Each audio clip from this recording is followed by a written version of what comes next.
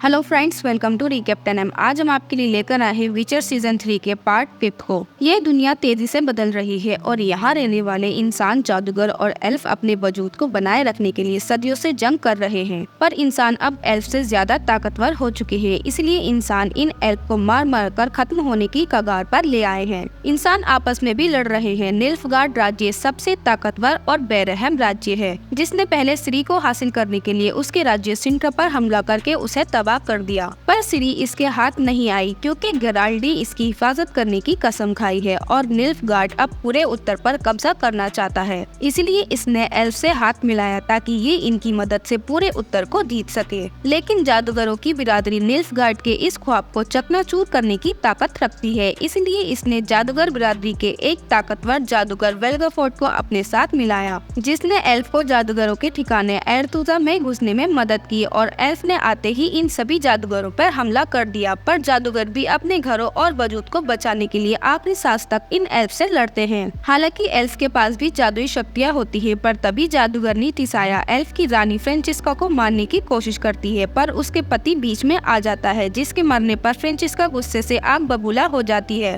और फिर अपने साथियों को मरता देख तिसाया भी अपने सबसे ताकतवर जादू का इस्तेमाल करती है, जिसमें काफी एल्फ मारे जाते हैं और इसीलिए एल्फ यहाँ से भाग जाते हैं। पर वेल्गाफोर्ड सिरी के पीछे जाता है, क्योंकि निल्फगार्ड के महाराजा एमिर को सिरी हर कीमत पर चाहिए, क्योंकि सिरी इसकी बेटी है और इसके अंदर इतनी ज्यादा शक्तियां हैं जो इस दुनिया को बदल कर रख सकती है। पर सिरी अभी भी अपनी शक्तियों पर काबू नहीं कर पाती और इधर गेराल्ड को वेल्गाफोर्ड का एहसास होता है कि वो सिरी को यहाँ से भेज देता है और खुद वेल्गाफोर्ड से लड़ने के लिए आ जाता है। वेल्गाफोर्ड इसे कहीं ज्यादा ताकतवर और तेज है, पर गेराल्ड भी हर मुमकिन हमला इसे मारने की कोशिश करने के लिए करता है, पर नाकाम रहता है और वेल्गाफोर्ड इसे आसानी से हरा देता है और आखिर में गेराल्ड की रीढ़ की हड्डी तोड़कर सिरी के पीछे चला जाता है और गेराल्ड कुछ नहीं कर पाता। लेकिन जब तक सिरी मीनार में एक जादुई मोनोलिथ के पास पहुंच जाती है, वेल्गाफोर्ड कहता है कि रुको, तुम इतनी ताकत के लिए तैयार नहीं हो। पर सिरी मोनोलिथ के साथ जुड़ जाती है, जिससे एक धमाका होता है और सिरी एक पोर्टल के जरिए रेगिस्तान में गिर जाती है।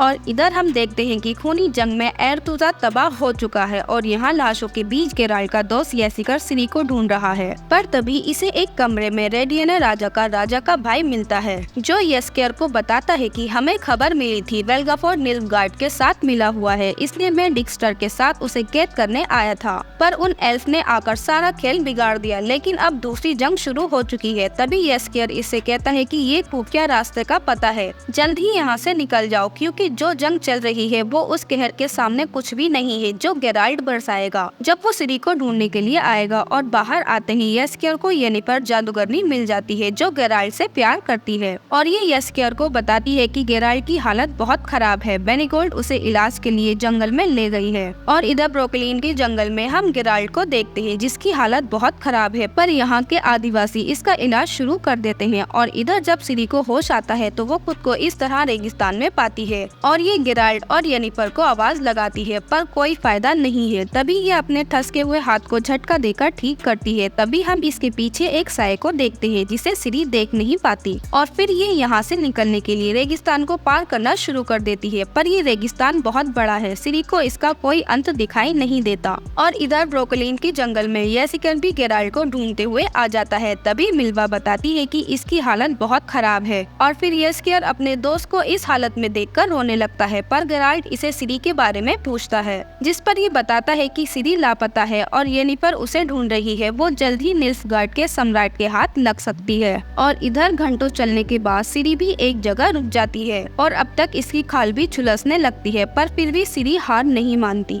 थोड़ी देर रुककर वो फिर से चलना शुरू कर देती है और ऐसे ही रात हो जाती है। लेकिन सिरी लगातार चलती रहती है और इसे पूरे रास्ते में येनिफर और गेराल्ड के ख्याल आते रहते हैं। फिर ऐसे ही अगला दिन निकल आता है और इधर हम देखते हैं कि मिल्वा गेराल्ड के खाने के लिए मुर्गी लाती है, पर गेराल्ड इसे मना कर देता है। सिरी के बारे में पूछने लगता है, जिस पर ये नाराज होकर चली जाती है और फिर गेराल्ड येसिकर से कहता है कि मुझे उठाओ। तभी मिल्वा कहती है कि तुम्हें अभी ठीक होने के लिए आराम करने की जरूरत है, पर गेराल्ड नहीं मानता, इसलिए ये इस पर आरोग्य जल डालने लगती है, पर इससे भी कुछ फायदा नहीं होता। इसीलिए गेराल्ड ऐसे ही उठ जाता है और कहता है कि मुझे सिरी के पास जाना है, जिस पर मिल्वा कहती है कि तुम अपनी तलवार भी ठीक से नहीं उठा सकते तो उसे कैसे बचाओगे। पर गेराल्ड तब भी नहीं रुकता। तभी मिल्वा इसके लात मारकर कहती है, देखा जहाँ तुम अभी उसे नहीं बचा सकते। और इधर आखिरकार सिरी को कुछ ओस की बूंदें मिल जाती हैं और फिर थोड़े आगे चलने पर सिरी देखती है कि ये जहाँ से चली थी ये वहीं आ गई है, जिस पर सिरी को गुस्सा आता है और ये चीखने लगती है कि मैं यहाँ नहीं मरूंगी, और फिर ये दोबारा से चलना शुरू कर देती है। तभी इसे पानी दिखाई देता है। सिरी फौरन उसे पीने जाती है। तभी इसे एक घोड़ा दिखाई देता है, क्योंकि ये पानी एक दानव का जाल था। सिरी घोड़े से कहती है कि तुमने मुझे बचा लिया, एक सींग वाले घोड़े पर। तभी वो घोड़ा यहाँ से भाग जाता है। और इधर हम देखते हैं कि येनिफर भी हर तरफ सिरी को ढूंढ रही होती है और इसका साथी बताता है कि महाराज एमिर ने सिरी को ढूंढने के लिए उस पर एक बहुत बड़ा इनाम रखा है, इसलिए हर तरफ लोग सिरी को ढूंढ रहे हैं। जबकि सिरी इस बिहार रेगिस्तान में एक रेतीले तूफान से जूझ रही होती है, पर ये इसे भी पार कर लेती है। तभी इसे छिपकली के कुछ अंडे मिलते हैं, जिन्हें ये फौरन खा लेती है। सिरी को इसकी माँ दिखाई देती है, जो इसे बुरा भला सुना रही होती है। गुस्से में ये छिपकली को भी मारकर खा जाती है। और इधर हम देखते हैं कि फ्रिंजिला अपने साथ फ्रेंचिस्का को निल्फगार्ड ले आती है। और फिर जब ये दोनों यहाँ के महाराजा एमिर के सामने पेश होती है, तो उनसे कहती हैं कि अब आप यहाँ निल्फगार्ड में है, तो सिंट्रा को संभालने के लिए आपको हम जैसे वफादारों की जरूरत होगी। और दुनिया भर से एल्फ भी सिंट्रा में भागकर आ रहे हैं, इसलिए अगर एल्फ की रानी फ्रेंचिस्का वहाँ होगी तो इससे आपकी ताकत में इजाफा होगा। जिस पर एमिर कहता है कि ठीक है, तुम लोग सिंट्रा जाकर उसे संभालो, पर एल्फ की फौज हमारे साथ यही रहेगी। जिस पर फ्रेंचिस्का इनकार कर देती है। तो एमिर कहता है तुम सिंट्रा में सिर्फ बच्चों और औरतों बूढ़ों को ले जा सकते हो, पर पूरी फौज एल्फ की हमारे साथ निल्फगार्ड में ही रहेगी।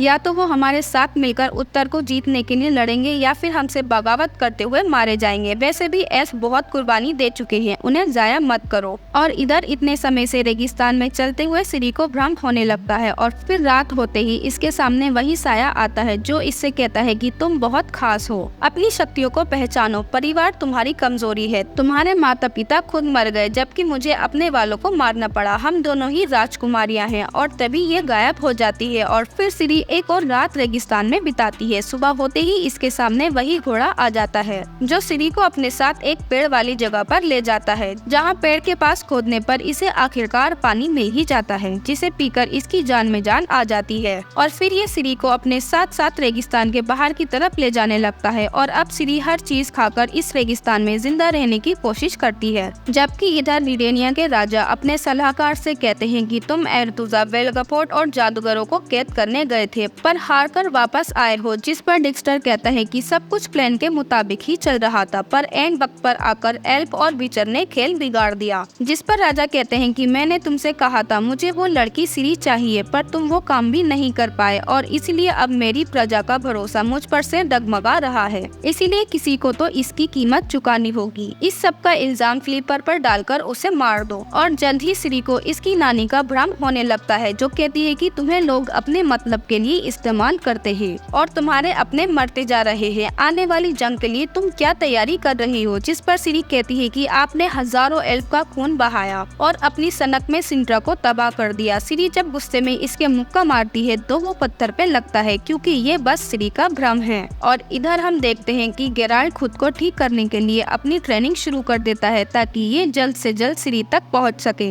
और इधर सिरी के सामने वही साया आ जाता है, जो इससे कहता है कि मैंने अपने पिता और उन सबको खून और आग से हिलाकर रख दिया। तभी सिरी इसे पहचान जाती है कि तुम तो फल्का हो। जिस पर ये बताती है कि मेरे अंदर भी एल्डर खून था, तुम्हारी तरह मैं भी लारा डोरेन की वंशज थी, पर इन लोगों ने मुझे शैतान समझा। मेरे अपने पिता ने भी, इसलिए मैंने उन सबको जला दिया, क्योंकि कमजोर लोग तुम्हें ताकतवर होता हुआ नहीं देख सकते, इसलिए अंत में उन्होंने मुझे सूली पर चढ़ाकर जिंदा जला दिया। जो मौका मुझे नहीं मिल पाया वो तुम्हें मिला है। जिस पर सिरी कहती है कि तुमने सारी सड़कों को खून से भर दिया था, तुम एक राक्षस हो। जिस पर फल्का कहती है अगर तुम्हें दुनिया का दस्तूर बदलना है तो उसे जलाकर राख कर दो। और इधर हम देखते हैं कि थोड़ा ठीक होते ही गेराल्ड सिरी को ढूंढने के लिए जाने लगता है, पर मिल्वा इसे रोकने की कोशिश करती है कि इस हाल में तुम मारे जाओगे। और थोड़ा आगे चलते ही गेराल्ड नीचे गिर जाता है और फिर ये मायूस होकर बैठ जाता है। और फिर मिल्वा इससे कहती है कि अगर मैं बाहर गई तो अपने दुश्मनों का वो हाल करूंगी, उनकी रूह तक कांप जाएगी। जिस पर गेराल्ड कहता है कि मुझे उन लोगों को भी मारना पड़ा जिनसे मैं प्यार करता था। इस दुनिया ने मुझे हमेशा किसी एक को चुनने के लिए मजबूर किया है। इसके बाद अगली सुबह रेगिस्तान में वही घोड़ा सिरी के पास आता है और सिरी इसके साथ रेगिस्तान को पार करने के लिए निकल जाती है, पर तभी इनके सामने एक बिच्छू जैसा दानव आ जाता है, जो सिरी पर हमला कर देता है और इस सब में वो घोड़ा भी जख्मी हो जाता है।